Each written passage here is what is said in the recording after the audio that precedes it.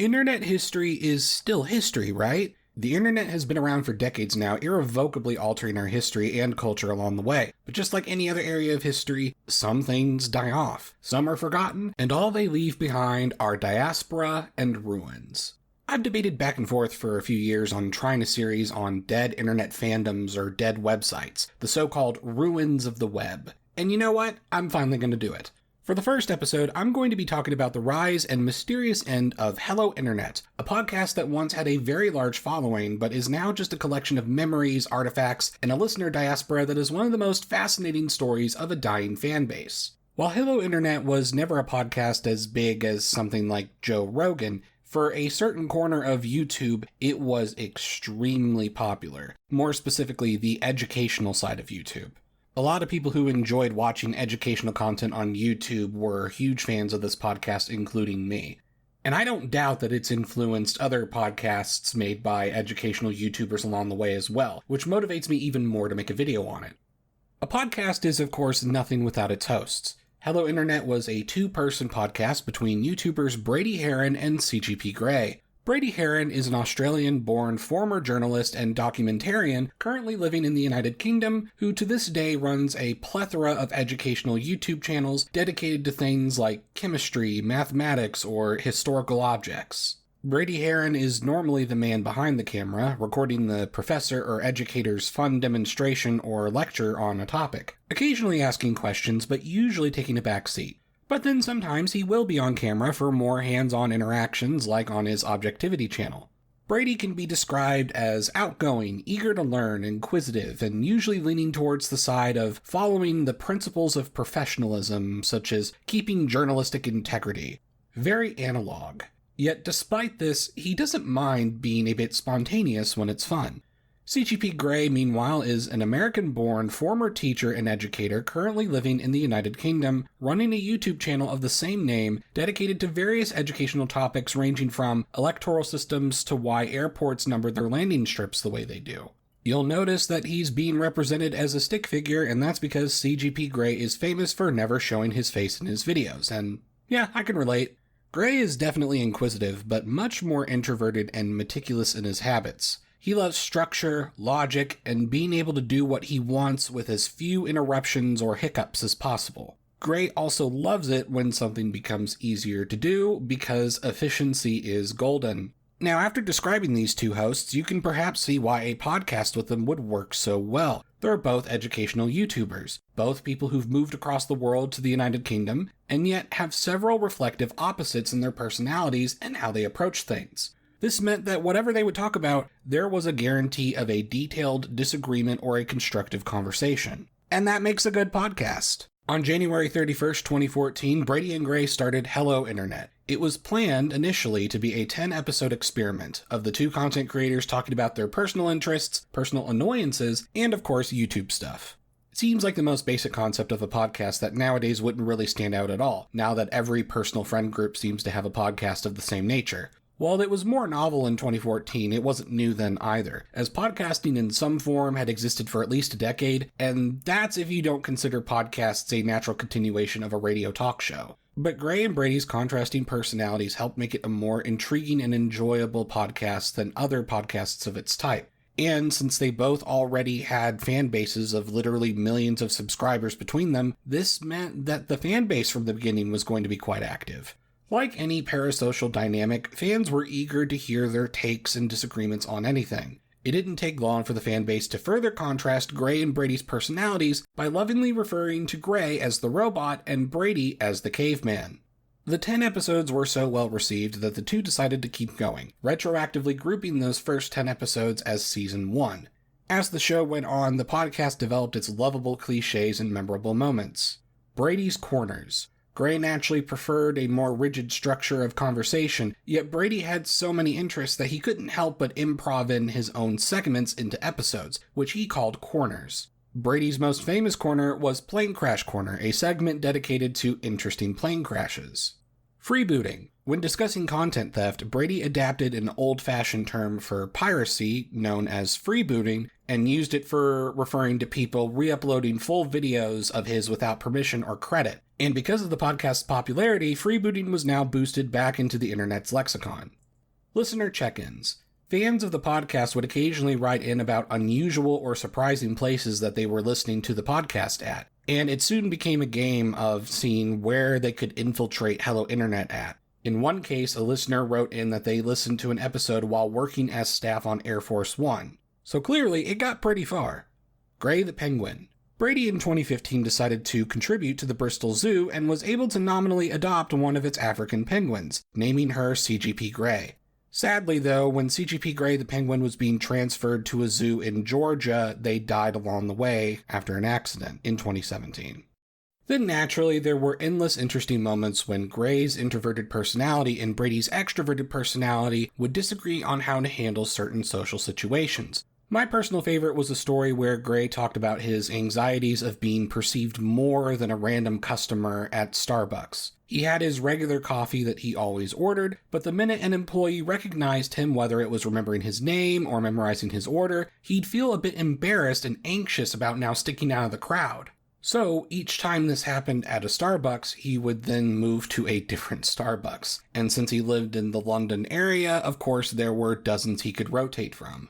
I found it interesting because I would consider myself introverted, but would actually love being enough of a regular for someone to have my order memorized and ready to go when I get there. You would think Gray would like that because it's more efficient and there's less of a chance of awkward interactions, but apparently not. So hearing the complete opposite perception of this situation was fascinating to me. And as you can imagine, topics like these were great to talk with friends, even if they didn't listen to the podcast, because they were interesting hypotheticals. Meanwhile, the fan base of Hello Internet developed into a force of its own. As a group, they were officially referred to as Tims. The subreddit for the podcast became the central hub for discussing the topics and speculating what may be brought up in future episodes. Like any fan base, some Tims would make fan art including animated segments of the podcast, some of which would end up being featured on the podcast's YouTube channel.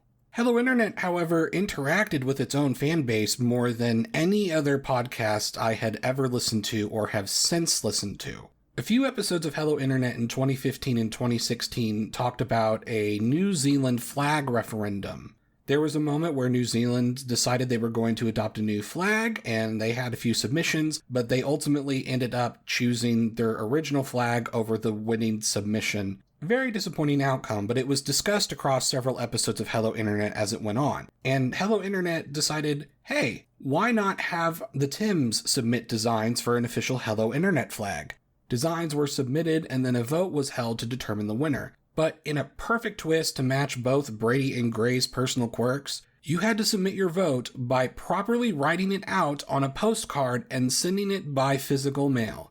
Any vote that didn't follow their specific instructions was thrown out and disqualified. Once the votes arrived, the two of them on camera counted them by hand. It sounds insane, but as a Tim, it was amazing to experience. What other podcasts do that?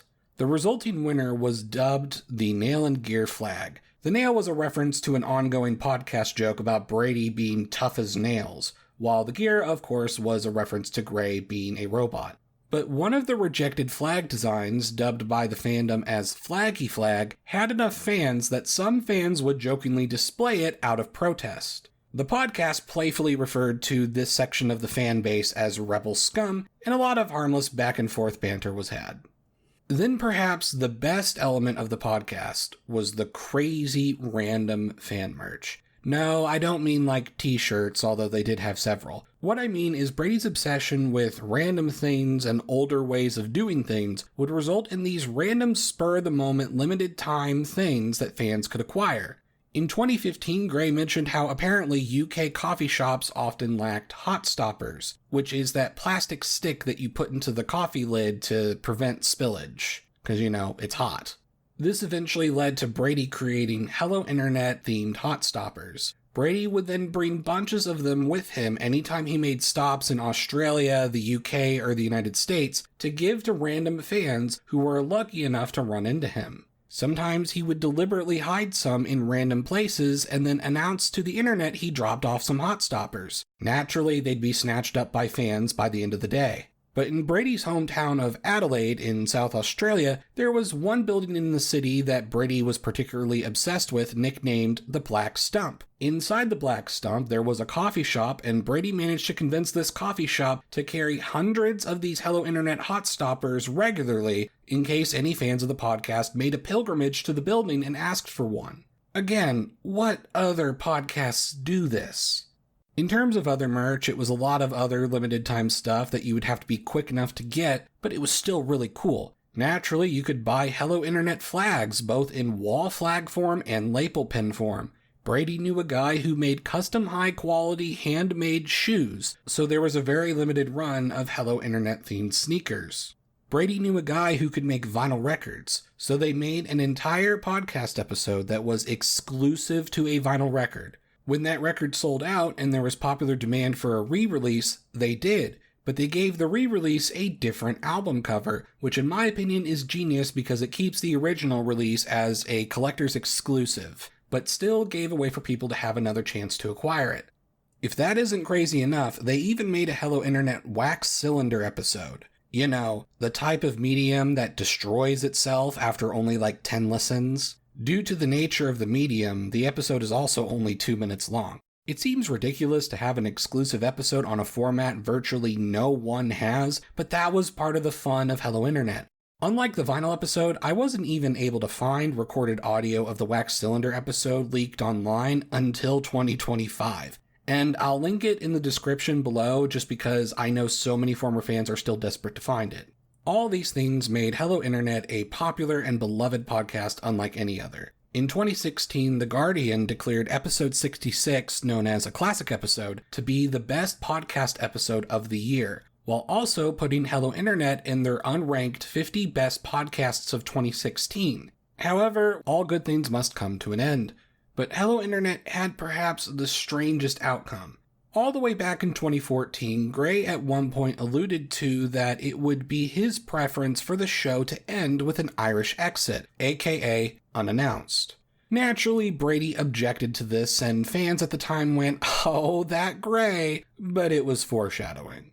Remember, the original intent of Hello Internet was a 10-episode experiment. It got renewed for another 10 episodes for a Season 2, and another 10 for Season 3. Episode 31 all the way back in 2015 was described as the start of Season 4, but they never really brought up seasons again. The idea that this was supposed to be a temporary show was forgotten by its fan base, and after years, it was a regular staple in the fans' day.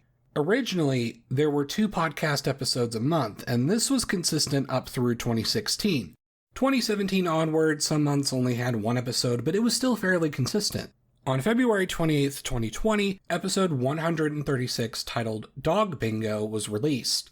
On that same day, Goodbye Internet, which was a series of sort of post-episode outtake discussions for the Patreon supporters, released its final segment on the same day. Neither of these had an announcement or indication that anything was going to be different.